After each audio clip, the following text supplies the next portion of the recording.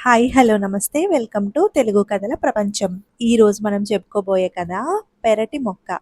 వల్లభ శ్రేష్ఠి రాయపురంలో పేరున్న నగల వర్తకుడు. నగరంలోని ధనిక కుటుంబాల వారందరికీ శ్రేష్ఠి అంటే నమ్మకమైన వ్యక్తి. అతనికి ఎప్పుడూ చేతి నిండా పని, ఈయన పెట్టె నిండా కాసులు ఉంటూ ఉండేవి. అతనికి రామదేవుడు, వాసుదేవుడు అనే ఇద్దరు కవల పిల్లలు. లేక లేక పుట్టినవారు అవడంతో అతి గారాబంగా తల్లి పెంచింది. దాంతో ఇద్దరికీ చదువు పట్ల శ్రద్ధ అనేది లేకుండా పోయింది. తండ్రి వ్యాపారం పట్ల కూడా ఆసక్తి అనేది లేకుండా స్నేహితులతో సరదాగా కాలక్షేపం చేయటం వాళ్ళకి అలవాటుగా మారిపోయింది. వల్లభ శ్రేష్ఠికి ఈ పిల్లల ప్రవర్తన చాలా బాధ కలిగించేది. వీళ్ళిద్దరూ ఇలా బాధ్యతారహితంగా తయారు కావటానికి తల్లి గారాబమే కారణం అనుకొని చాలా బాధపడుతూ ఉండేవాడు. 4 తరాలు కూర్చుని తిన్నా తరగని ఆస్తి మనది.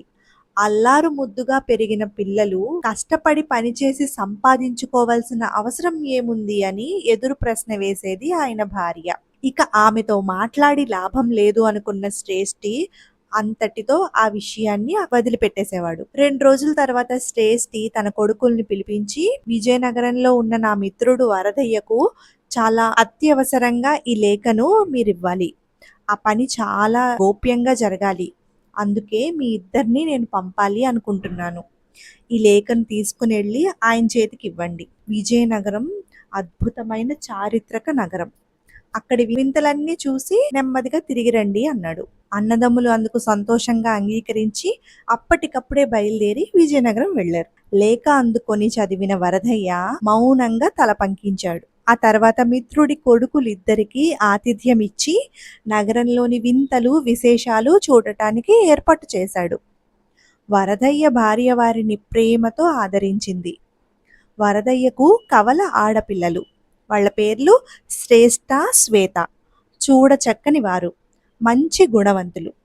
వాసుదేవ, రామదేవులకు వారి మీద ఇష్టం కలిగింది.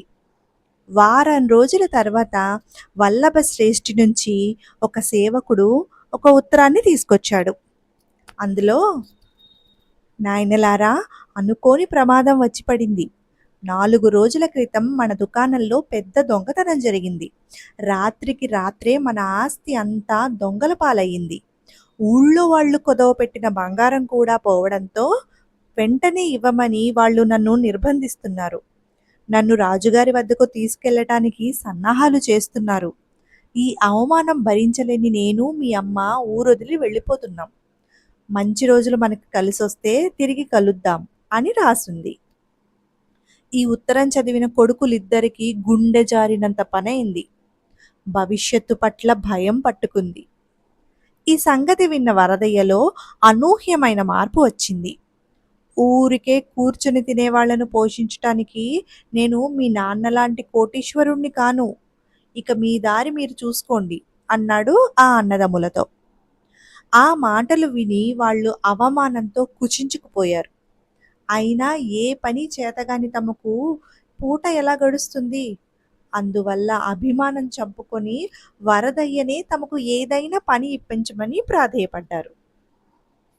సరే అని వరదయ్య రామదేవుడికి బట్టల కొట్టులో లెక్కలు రాసే పని, వాసుదేవుడికి తన తోటలో పండిన కాయగూరలను సంతలో అమ్ముకుని వచ్చే పని అప్పగించాడు. మొదట్లో అసలు ఒళ్ళు వంగని అన్నదమ్ములు పని చేయలేక చాలా అవస్థలు పడ్డారు.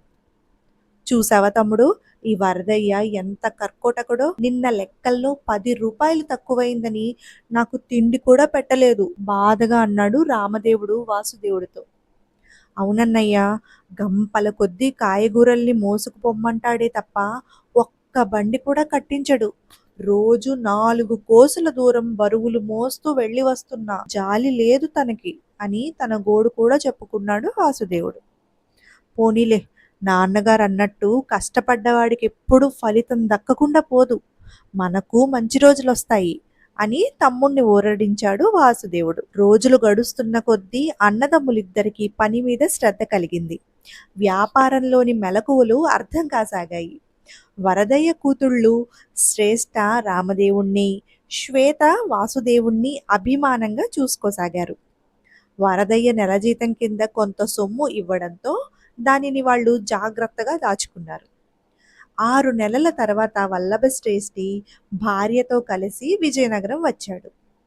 తల్లిదండ్రుల్ని చూసిన ఆ అన్నదమ్ములిద్దరూ కన్నీటి పర్యంతమయ్యారు. ప్రయోజకులైన కొడుకుల్ని చూసి తండ్రి కూడా సంతోషించాడు.